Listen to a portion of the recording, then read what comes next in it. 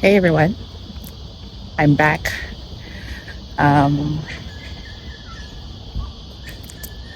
I've been thinking about the things that have stopped me in the past, the things that have made it easy for me to quit in the middle of an exercise regimen.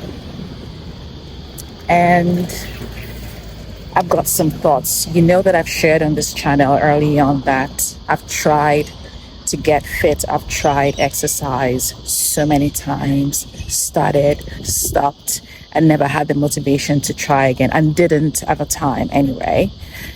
And then at another time, start and stop. And so this is another run for me. Pun unintended. This is another run for me, but this is the first time in my life that I'm taking up running intentionally. And I've just been thinking and asking myself, what's making it work better this time? Now, to give you a bit of context, one of the things that stopped me in the past is life disruptions. Any slight disruption to my life, I just quit. I never go back, or I don't go back at the time. And in the last couple of weeks, I've had some disruptions, and those disruptions were anything in the past. It could be maybe having a friend come over to visit for a little bit. And maybe if I'm doing all my workouts in my living room and I'm now sharing that space with another person, I don't feel like, because I want them to be comfortable, it just makes it harder. I give up workout for a bit. When they leave, I find that I don't have the motivation to go back. So yes, I've been asking myself, what is working this time? Because in the last couple of weeks, I've had some significant disruptions. The first was going on a weekend away with a bunch of friends. There were 6 of us. We had a weekend getaway at a cabin in northern New South Wales. And then shortly after that, like a few days after returning from that, I traveled to Melbourne for a whole week. And among these two things, I found myself working out, running wherever I was. And even in the past week, so I got back from my trip and I had, because of not really going into that, but for some reason, I ended up couriering my luggage back to Sydney. And so for a couple of days, I didn't have my running shoes.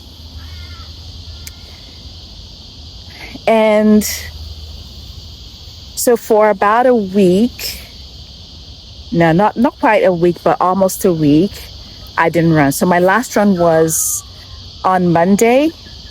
I left Melbourne on Wednesday, got back to Sydney same day, Wednesday night.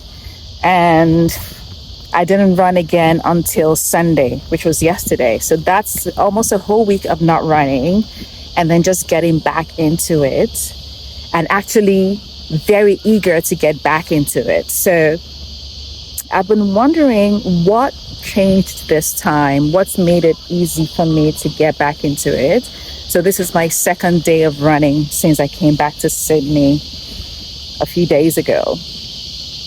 And I realized, one, is that I planned for the disruptions. And I know that sometimes there are life disruptions we don't plan for. But I think what helped me was being mentally prepared and also planning for what that disruption would look like in terms of how I would maintain my regimen amidst the disruption. So things like packing workout clothes, packing running shoes. It meant that I had more luggage than I cared to have when I travel because I prefer to travel light. It meant that I had more luggage, but because it was important to me, I made room for it. So that's one.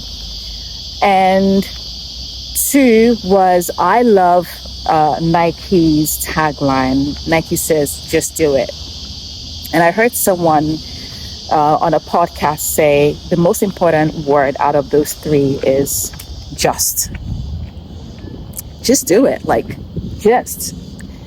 If you say just do something, it just means, you know what? It's easy. Just do it.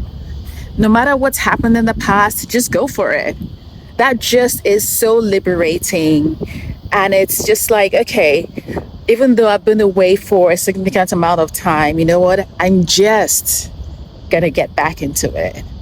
I'm not going to let the fact that I feel like I've been derailed for a little bit, I'm not going to let that stop me. I'm just going to get back on a run or on a treadmill or on the workout or on the diet or on whatever it is that I'm trying to accomplish that I feel I've been derailed on.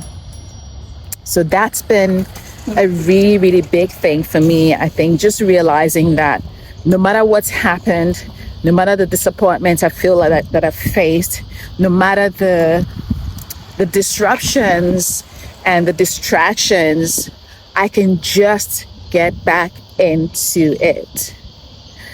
And I have to say that I think it helps that I'm actually enjoying running. I never would have believed that it's something that I would ever enjoy again in my life. If you've watched my previous episodes, I've mentioned that there was just a tiny period in my life in my 20s where for about 4 weeks, maybe even shorter than 4 weeks, maybe 3 weeks or so, maybe even 2 weeks, I found myself enjoying running, and then it got disrupted, and again, I never went back into it. So it's nice to see that I've grown, that I can take the lessons from the past and figure out ways to do things better so that I don't keep repeating the same cycle over and over again. And yeah, I'm back on my training program. I've missed a beat, yes, but that's not stopping me. I'm getting back into it, and I'm doing the things that I want to do and keeping my sight on my goal.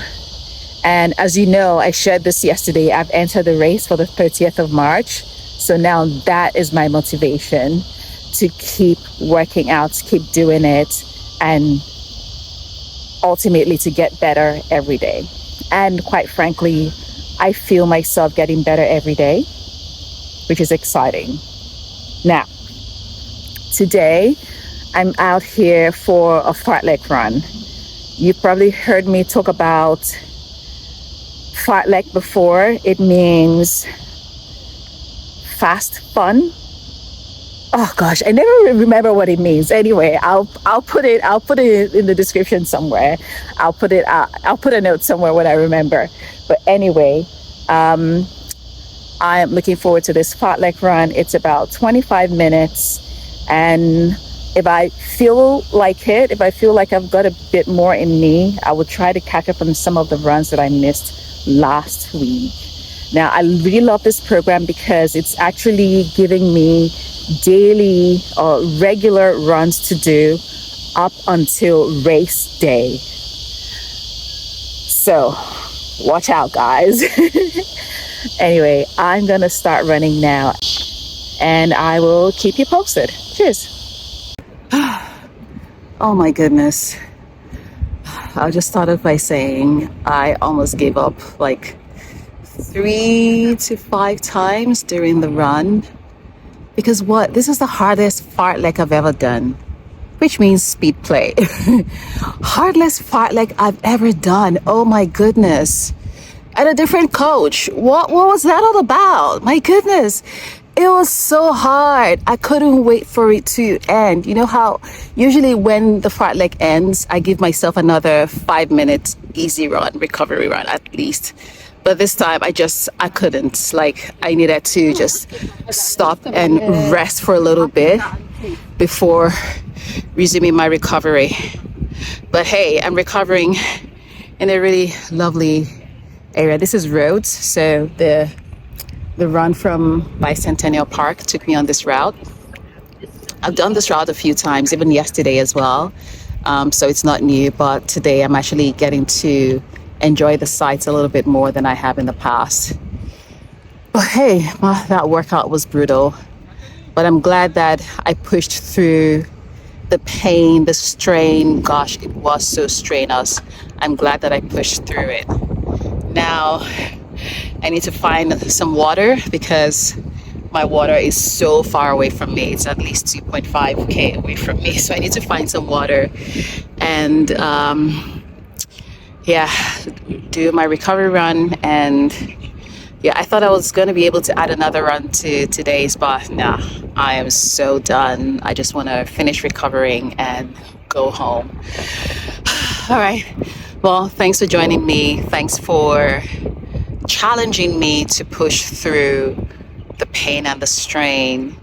That's, for me, is the best thing about having this form of accountability, knowing that you are all there rooting for me, but also keeping me accountable.